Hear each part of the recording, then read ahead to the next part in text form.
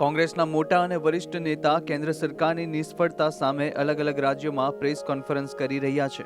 ત્યારે આજે કોંગ્રેસ નેતા મનીષ તિવારીએ અમદાવાદ ખાતે પ્રેસ કોન્ફરન્સ કરી હતી અને કેન્દ્રની ભાજપ સરકાર સામે આરોપ લગાવ્યા હતા। તેમણે કહ્યું હતું કે આજથી 7 વર્ષ પહેલા કેન્દ્રમાં ભાજપની સરકાર બની હતી।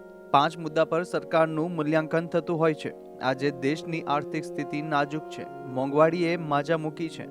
મોંઘવારીએ અનેક લોકોની કમર તોડી છે। तो भाजप અને यूपीए સરકારની સરખામણી કરતા કહ્યું કે 10 વર્ષથી यूपीए સરકાર હતી જેમાં 27 કરોડ લોકોને ગરીબી રેખાથી ઉપર લીધા, પણ કેન્દ્રની ભાજપ સરકારમાં છેલ્લા 7 વર્ષમાં 23 કરોડ લોકો પુનઃ ગરીબી રેખા હેઠળ આવ્યા છે। કેન્દ્ર આજે દેવામાં ડૂબી ગયું છે। આઝાદ ભારતમાં આ પ્રથમ વખત એવી સરકાર છે જેણે પેટ્રોલ ડીઝલ પર કર નાખ્યા છે અને જેમાં 25 લાખ કરોડની વસૂલાત કરી છે, જેથી સામાન્ય જનતા પીસાઈ રહી છે। મનીષ તિવારીએ આરોપ લગાવ્યો કે હવે જનતા સવાલ પૂછી રહી છે કે જે સપના દેખાડવામાં આવ્યા હતા તે કેમ પૂરા નથી થતા।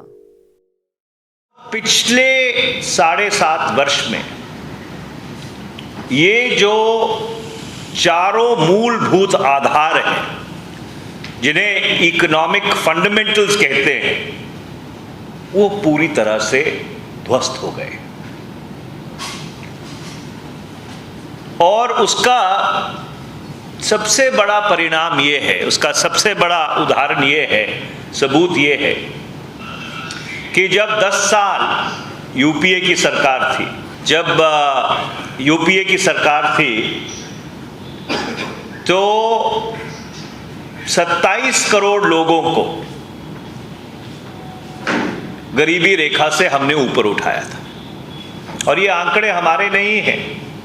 वर्ष 2019-20 की जो वित्त मंत्री का बजट का भाषण है उसमें उन्होंने ये बात स्वीकारी है कि जो यूपीए के 10 साल थे उन यूपीए के 10 साल में 27 करोड़ लोगों को गरीबी रेखा से ऊपर उठाया गया।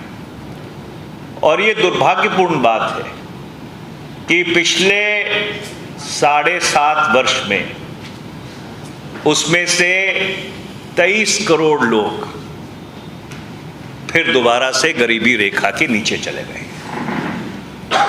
ये शायद पहली ऐसी सरकार रही है आजाद भारत में पिछले 70 साल में जिसने 7 वर्ष में एक्साइज ड्यूटी के माध्यम से, सेंट्रल एक्साइज ड्यूटी के माध्यम से जो पेट्रोल, डीजल और एलपीजी के ऊपर कर लगाया जाता है उसके माध्यम से 25 लाख करोड़ रुपया इकट्ठा किया। और मैं आपको इसके कुछ और आंकड़े देता हूं। पेट्रोल की कीमत इन 7.5 वर्ष में 247% हुई। 2014 में जो पेट्रोल की कीमत थी और 2021 में जो पेट्रोल की कीमत है उसमें 247% की वृद्धि है। और जो डीजल है, डीजल की कीमत में 794% की वृद्धि है, 794% इंक्रीज। जो 2014 में कीमत थी और जो 2021 में कीमत है उसमें 794% की वृद्धि है। और विडंबना देखिए, ये तब हो रहा है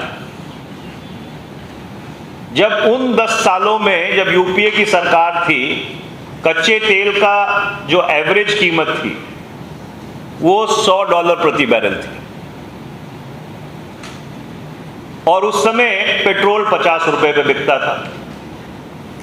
और पिछले 7.5 वर्ष में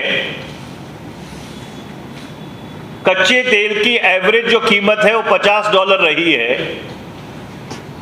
और तेल 100 रुपए पे बिकता है। ये कैसी विडंबना है?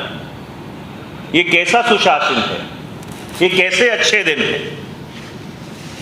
अप्रैल 2014 में घरेलू गैस का जो सिलेंडर था उसकी कीमत 414 रुपए थी। 7.5 वर्ष बाद उस घरेलू सिलेंडर की जो कीमत है एलपीजी की, वो 850 रुपए से लेके 950 रुपए तक है। और इसका जो सीधा सीधा असर है वो जो आपकी रोजमर्रा की वस्तुएं हैं जो हम खरीदारी करते हैं उनके ऊपर वो सीधा सीधा असर पड़ता है। અને ગુજરાતની યુટ્યુબ ચેનલને સબસ્ક્રાઇબ કરી ક્લિક કરો બેલ આઇકન અને મેળવો વિશ્વભરના ન્યૂઝ અપડેટ।